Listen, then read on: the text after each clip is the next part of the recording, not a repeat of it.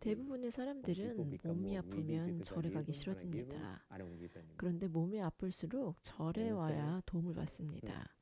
절에 오면 기를 충전받기 때문입니다. 그래서 아이들을 절에 데려오는 것은 아주 좋습니다. 아이들이 절에 오면 도움을 받아서 더 건강하고 강해지고 면역력도 좋아집니다. 정말 크게 이롭습니다. 제 스승님께서는 살아생전에 아이들을 절에 데려오라고 권하셨습니다. 저는 아이들이 뒤에서 울거나 소리를 내는 것을 들었는데 괜찮습니다. 아이들에게 좋습니다. 절에는 아주 긍정적인 에너지가 있기 때문에 아이들에게 큰 도움이 됩니다. 부처님께서는 세 가지 몸이 있습니다. 화신, 도신, 법신입니다. 부처님뿐만 아니라 높은 단계의 부처님도 이 세 가지 몸을 지니고 있습니다. 다만 법신은 부처님의 법신만큼 완전하지 않습니다. 이 세 가지 몸은 모두 부처님께서 중생을 교화하시기 위해 나타나시는 모습들입니다. 부처님께서는 보신을 사용해서 보살들을 교화하십니다. 보신은 너무나 장엄하고 훌륭하기 때문에 보살들이 부처님의 보신을 보면 저절로 감탄하고 마음을 빼앗깁니다. 보살들은 보신을 보고 아, 대단하다, 나도 이런 몸을 가지고 싶다, 이렇게 생각을 합니다. 우리 중생들은 좋은 스포츠카를 보면 저걸 갖고 싶다라고 생각하는 것하고 비슷합니다. 보살들은 부처님의 보신을 보고서 나도 저런 몸을 갖고 싶다 이렇게 생각합니다. 부처님께서는 말씀하십니다. 보신은 오직 교화를 위한 것이다. 나는 보신에 집착하지 않는다. 경문입니다. 수보리야, 어떻게 생각하느냐? 열애를 완전한 상에서 볼 수 있느냐? 아닙니다, 세존이시여. 열애는 완전한 상에서 볼 수 없습니다. 왜냐하면 여러께서 말씀하신 완전한 상은 곧 상 없음을 말하는 것이기 때문입니다. 그러므로 그것을 완전한 상이라고 합니다. 여기서 상이란 감각기관으로 인식되는 것들을 의미합니다. 상은 6가지 감각기관으로 인식되는 모든 대상을 가리킵니다. 우리는 외부 세계와 연결되기 위해서 감각기관에 의존합니다. 감각기관이 인식하는 모든 것을 불교에서는 상이라고 합니다. 석가모니 부처님께서 이 세상에 오셨을 때 화신을 사용하였습니다. 그래서 스스로를 석가모니 부처님이라고 부릅니다. 석가모니 부처님은 32상이라는 특별한 특징을 지니십니다. 이는 뛰어난 성현의 몸에서 나타나는 뛰어난 표상입니다. 예를 들어서 부처님 손바닥에는 법륜이 새겨져 있습니다. 머리에는 혹처럼 솟아오른 상투 모양의 육계가 있습니다. 이러한 특징은 오직 부처님과 보살들만이 가질 수 있습니다. 아라한이나 벽지불은 가질 수가 없습니다. 보살은 원하면 이 표상을 드러낼 수도 있고 드러내지 않을 수도 있습니다. 그러나 아라한은 선택권이 없습니다. 부처님은 32상을 지님으로써 다른 존재들과 구별됩니다. 예를 들어서 아난다 존자는 32상 중에 30상을 갖추었습니다.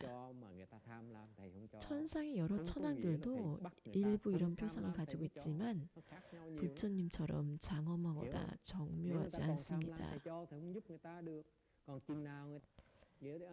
이 상호는 부처님께서 우리가 보게 하실 때만 나타납니다. 부처님께서 원치 않으시면 우리는 아무것도 볼 수 없습니다.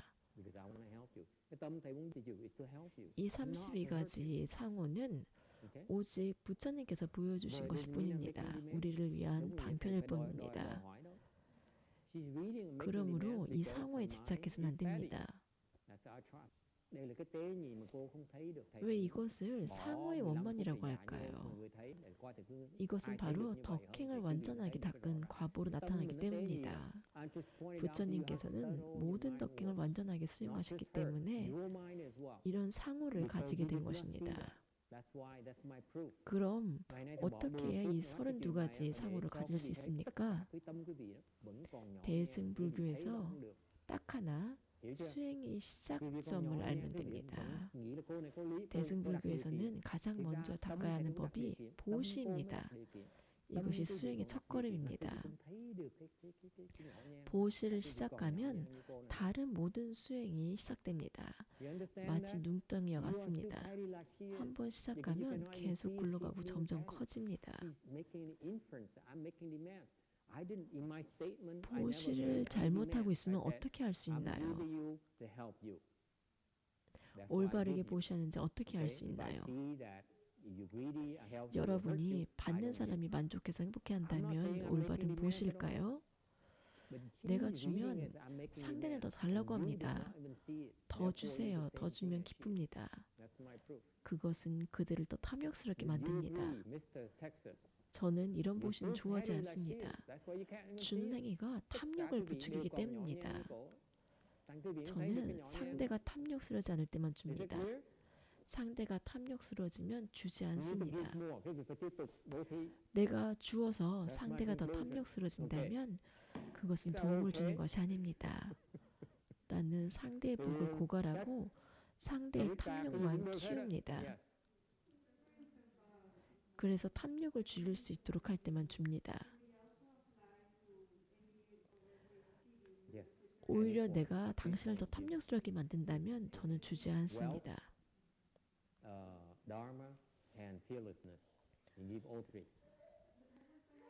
어떤 사람은 조건이 있으니까 내가 너에게 준다. 반드시 조건을 붙입니다. 그러면 인색한 것입니다. 저는 아무것도 요구하지 않습니다. 단지 탐욕스러우면 주지 않을 뿐입니다. 내가 당신에게 줄 수 있는데 당신은 반드시 이걸 해야 돼. 이것은 조건입니다. 탐욕스러울 때 저는 주지 않습니다. 이것은 조건이 아닙니다. 우리는 무언가를 할 때 그 사람에게 이익이 되는 것인지 해가 되는 것인지 항상 마음속에 생각을 합니다. 그에게 무엇을 줄 때 이것이 해가 되는지 이익이 되는지 생각합니다.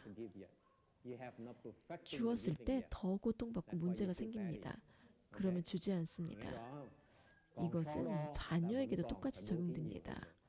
그것이 좋을지 나쁠지를 생각합니다. 도움이 되지 않으면 주지 않습니다. 나는 당신을 돕고 싶기 때문에 주지 않는 것입니다. 내가 주는 것은 당신을 돕기 위한 것이지 해치기 위한 것이 아닙니다. 당신이 탐욕스러우면 해치지 않기 위해서 주지 않습니다. 보시에는 세 가지 형태가 있습니다. 재보시, 법보시, 무효시입니다. 제가 편협하다면 무엇을 해야 됩니까? 편협함이 사라질 때까지 계속해서 더 많이 보셔야 됩니다. 아직도 그렇게 편협하다면 올바르게 보시하는 법 모른다는 뜻입니다. 아직 보시를 완성하지 못했기 때문에 여전히 편협합니다. 편협하다면 더 보셔야 됩니다. 지난번보다 더 많이 보셔하세요. 어떻게 해야 편협함에서 벗어날 수 있나요? 더 보셔야 됩니다. 편협한 것은 아직 놓을 수 없다고 생각하기 때문입니다. 그래서 더 보시해서 그것을 놓을 때까지 보시를 해야 됩니다.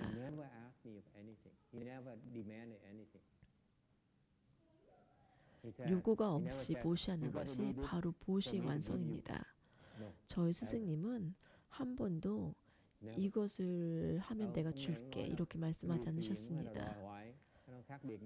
이 사람의 행동이 바로 보시 완벽함입니다. 어떻게 당신이 올바른 방향으로 가고 있는지 어떻게 알 수 있습니까? 더 많이 보시할 준비가 되면 됩니다. 여러분은 단지 돈이 나가는 것만 봅니다. 그 돈이 돌아와서 여러 배 복이 된다는 것을 보지 못합니다. 그래서 여전히 편협합니다. 나는 돈을 주었어, 음식을 주었어, 내 손해야라고 생각합니다. 그로 인해 자신이 받는 복은 보지 못합니다. 보시의 목표는 무엇입니까? 보시를 통해 더 나은 사람이 되는 것입니다. 더 친절하고 더 좋은 사람이 됩니다. 보시는 당신을 더 나은 사람으로 만들어야 됩니다. 보시하려면 따뜻한 마음이 필요합니다. 보시를 친절한 마음으로 한다면 당신의 복은 엄청납니다. 더 이상 생각할 필요 없습니다. 그냥 줍니다. 딸에게 주고 아들에게 줍니다. 그들이 감사하든 감사하지 않든 상관하지 않습니다. 이것을 그냥 베푼다고 합니다. 서로에게 보시합니다. 사람들이 감사하지 않으면 절망감을 느낍니다. 그것은 어떻게 보시해야 되는지 모르기 때문입니다. 더 많이 보시하라고 요청을 받을 때도 있습니다. 그리고 더 줄 것이 없는 지점까지 도달합니다. 사람들은 계속 더 달라고 하기 때문입니다. 더 이제는 줄 것이 없어요. 힘이 다 떨어졌어요. 어떻게 하면 됩니까? 명상을 하세요. 그리고 다시 일어나서 보시하세요. 힘이 다 떨어질 때까지 보시합니다. 불평하지 않고 보시합니다. 줄 수 있을 때 보시합니다. 저는 더 이상 줄 것이 없어요. 어떻게 하나요? 당신은 아직 모든 것을 주지 않았습니다.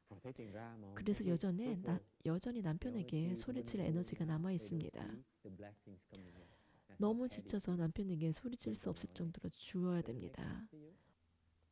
남편에게 소리칠 수 있고 일부 남겨둔다면 아직 보시를 완전히 하지 않은 것입니다. 불교에서는 모든 것을 줍니다. 모든 것을 다 줄 준비가 되어 있어야 됩니다. 끝까지 가야 됩니다. 만약 끝까지 준다면 모든 것을 잃는 게 아닌가요? 이렇게 생각하지 마세요. 잃으면 잃는 대로 둡니다. 상관하지 않습니다. 준비가 되어 있다면 끝까지 갑니다. 그들이 더 달라고 합니다. 어느 순간 이렇게 말합니다. 내가 더 이상 뭘 줘야 될지 모르겠어요. 그때 상대가 깨어납니다. 나는 이걸 주고 싶지 않아요. 이렇게 한다면 사람들은 계속 다가와서 요구합니다. 이거 줄 수 있나요? 부처님은 아버지에게서 받은 나라의 국보급 흰 코끼리를 주었습니다. 그 코끼리는 무적이었습니다. 부처님은 끝까지 줄 준비가 되어 있었습니다. 그렇게 주고 나면 사람들은 더 이상 요구하지 않습니다. 계속 가지고 있다면 사람들에게 요구의 대상이 됩니다. 무작정 어리석게 주라는 것이 아닙니다. 여러분은 할당된 범위 내에서 끝까지 줍니다. 제가 가진 것은 이것뿐이에요. 매달 $50만 드릴 수 있다고 합시다. 그걸 넘어선 요구한다면 죄송합니다. 더 드릴 수 없습니다. 이미 다 드렸습니다. 여러분은 줄 수 있는 만큼 주면 됩니다. 명확한 마음으로 깨끗한 정신으로 실천해야 됩니다. 에너지 한 줌이라도 있다면 그것을 줘야 됩니다. 나를 위해 남겨야지 생각하지 마세요. 자신을 위해서가 아니라 모두를 위해서 줍니다. 자신을 방어할 때 상대는 공격합니다. 여러분이 모든 것을 다 준다면 그들은 더 이상 공격하지 않습니다. 온 힘을 다해 줍니다. 걱정하지 마세요. 남겨두지 마세요. 남겨두면 그들이 계속 요구할 것입니다. 자신의 집착을 살펴보세요. 모든 것을 주는 것은 멍청한 일이 아닙니다. 모든 것을 줄 준비가 되어 있어야 됩니다.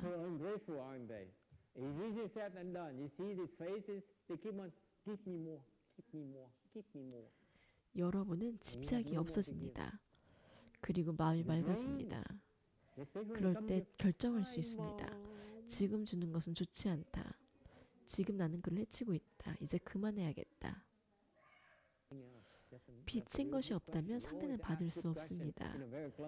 당신은 그들에게 빚진 것이 없어서 상대는 받을 수가 없습니다. 집착이 사라지면 자연스럽게 올바른 결정을 합니다. 아직 집착이 있다면 그 결정은 올바르지 않습니다.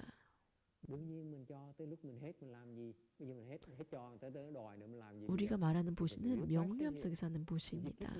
어리석음에서 하는 보시가 아닙니다.